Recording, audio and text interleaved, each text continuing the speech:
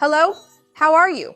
Today I'm going to talk to you about 10 surprising benefits of coffee that many people don't know about. I'll teach you how to consume coffee the right way and also talk about important precautions you should take. Stay until the end, you won't want to miss it. If you love tips about nutrition, health, and fitness, you're going to love this channel. Subscribe and remember to turn on the notification bell to get updates. I have new videos every day. You're going to love them. I've put together here 10 of the main benefits of drinking coffee. I do have to remind you that when we talk about coffee consumption, most studies, generally speaking, refer to an average intake of 3 to 4 cups of coffee per day. And we're talking about good quality coffee, that is, brewed filtered coffee without sugar. The studies are done without sweeteners or anything else. No condensed milk, heavy cream, flavored syrups. It's just black coffee, the traditional kind. The first benefit of coffee is the positive effect it has on metabolism. I think everyone has heard at least once that coffee is thermogenic, that it helps stimulate metabolism, aids in fat loss, and that's true. But coffee can also help with insulin sensitivity and can also assist in the control and prevention of type 2 diabetes. Scientific studies have already proven this. So if you want to improve glucose metabolism, if you want to enhance insulin sensitivity, adding a moderate amount of coffee can help you. Another major benefit of coffee is related to liver function, to the health of our liver. Many studies have already found a positive correlation between coffee consumption and liver health because it contains a large amount of antioxidants and is an anti-inflammatory food. In fact, regular consumption of good quality coffee in these moderate amounts can even help prevent the onset of cirrhosis, which is a very serious liver condition, a major liver problem. So if you're looking for a healthier liver, know that coffee can really help you. I have an entire video talking more about coffee and the liver, and I'll leave it down below in the description for you. Another major benefit of coffee is related to protecting our brain and improving neurodegenerative problems.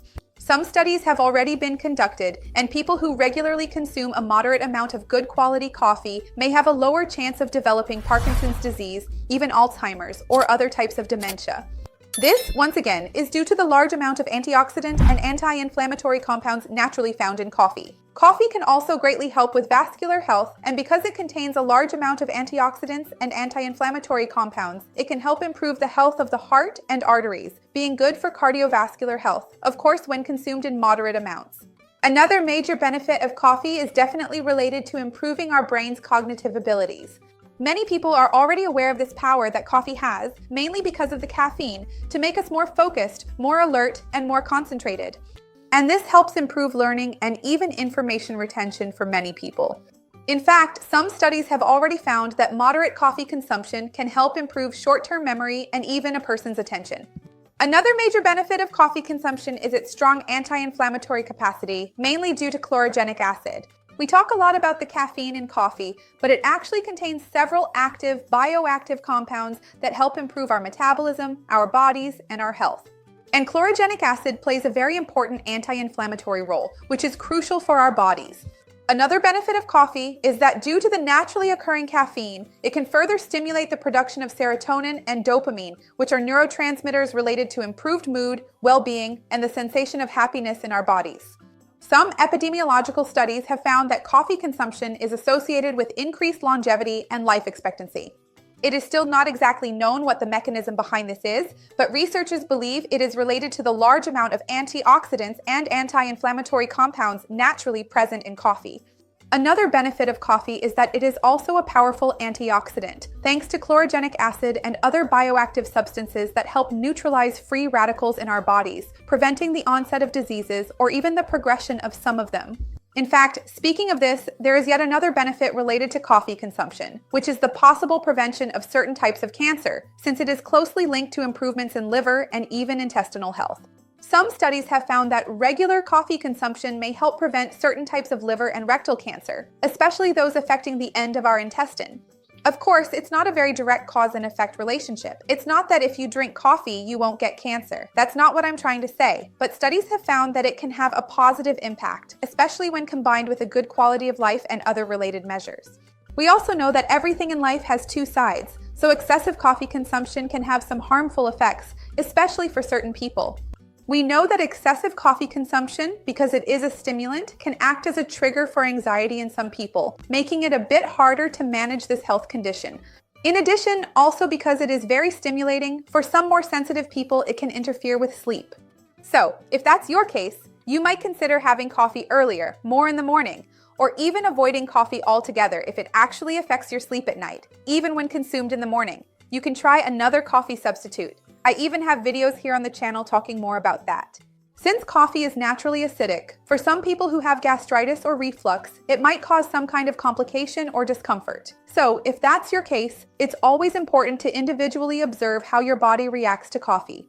Some people who already have heart or cardiovascular conditions may also need to monitor and be more careful with their coffee consumption, because for some individuals who are more sensitive, it can raise blood pressure, especially if they drink a large amount of coffee, or if someone isn't used to drinking coffee on a daily basis and suddenly starts consuming a large quantity, it can be associated with increased blood pressure for some people. In addition, other people who already suffer from arrhythmia or other heart rhythm problems are usually advised by their cardiologist to stop drinking coffee because it can, in some specific way, affect the heart's rhythm. Furthermore, another important point to mention is that coffee is naturally a diuretic. So if you drink a large amount of coffee per day and don't drink much water, you may be more likely to become dehydrated, so pay attention to that. And finally, another important point to consider is that people living with diabetes who consume a large amount of coffee per day may experience an increase in blood sugar due to the fact that coffee stimulates the body a lot. And it can actually alter some type of glucose secretion by our own pancreas or change our hormones, several hormones in our body. So it's always important to keep in mind that safe dose I mentioned. And if you have any questions, if you already have a health condition and want to know whether coffee is recommended for you, or if there are more benefits or precautions to consider, remember that this video is for informational purposes only. Always talk to your doctor or your nutritionist who follows your case in your city first. Another important point to consider is that excessive coffee consumption by people living with diabetes can cause some kind of imbalance in blood sugar. For some people, this excessive intake can decrease insulin sensitivity. Always remember that in safe amounts, coffee should not cause problems for people living with diabetes. If you have any questions, whether you have diabetes or another health condition, always talk to your doctor or your nutritionist in your city, because they will be able to give you a more personalized overview. Remember that this video is for informational purposes only. Remember that I have a playlist of coffee recipes here on the channel, as well as several really cool videos talking about the relationship between coffee and various health conditions. For memory, for the liver, for the gut, I'll leave everything down below in the description for you. Tell me if you have the habit of drinking coffee during the day, how many cups you have, how you take your coffee. I would love to see your comment. Remember to like the video because it helps me, and share it with those who will enjoy it, with those who need it. Let's work together to expand this chain of good, because that's what I want here with the channel. See you next time. Bye.